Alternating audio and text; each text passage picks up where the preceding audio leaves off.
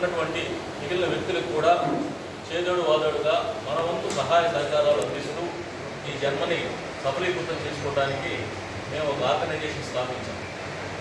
దాని ముఖ్య ఉద్దేశం ఏంటంటే ఫ్యామిలీస్ అందరూ గెట్ టుగెదర్ కార్యక్రమాల్లో పాల్గొంటూ మనకున్న దాంట్లో ఇతోధికంగా మన తోటి సమాజానికి కూడా కొంత సర్వీస్ చేయాలి అనే ఉద్దేశంతో మేము దాదాపుగా 2016లో 2013లో ఫ్యామిలీ ప్రోగ్రామ్ ఆర్గనైజేషన్ డిస్ట్రిక్ట్ వైడ్గా స్థాపించామండి. మొన్న రాధాకృష్ణమూర్తి గారు వచ్చి మేము కూడా మాతో కొంచెం టచ్లో ఉన్నారు ఈ మధ్య. నేను వచ్చి మేము కూడా ఈ విధంగా ఒక ఆర్గనైజేషన్ స్థాపించి ఈ వాటిలో మేము నడుస్తామనేసరికి నాకు చాలా ఆనందంగా ఉంది. అదేవిధంగా మా క్లబ్ని చూసి ఆల్రెడీ ఒక 2 క్లబ్లు ఈ విధంగా నడుస్తూ ఉన్నాయి. అట్లానే మీరు 3వ క్లబ్ బాగా క్లబ్ అని నిన్న వేరే కందుకూరు నుంచి కూడా కొంతమంది టీం వచ్చాక మీ క్లబ్ మీ యాక్టివిటీస్ చూస్తున్నాము. సో మీరు ఎలా రన్ చేస్తున్నారు, ఇన్ని సంవత్సరాల నుంచి ఇన్ని లక్షల రూపాయలు మీరు ఎలా ఖర్చు పెడుతున్నారు, ఎలా చేస్తున్నారు అని చెప్పి దాన్ని డిస్కస్ చేశారు. వాళ్ళు కూడా త్వరలో ఇంకో క్లబ్ ఆదర్శంగా ఆవిర్భవించబోతా ఉంది.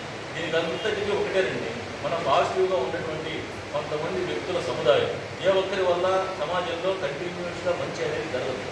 మనకి లైక్డ్ మైండ్స్ అంటారు చూసారా, మనం ఏదైతే ఇష్టపడుతున్నామో సమాజంలో మనకున్న 10 రూపాయల్లో 1 రూపాయో 2 రూపాయలు మనం సంకల్పంగా దానం చేద్దాము, దానికి ఉపయోగపడదాం సమాజానికి అనుకునేటువంటి లైక్డ్ మైండ్స్ కొంతమంది కలిసి సంయుక్తంగా ఈ కార్యక్రమం నిర్వహిస్తూ ఉంటే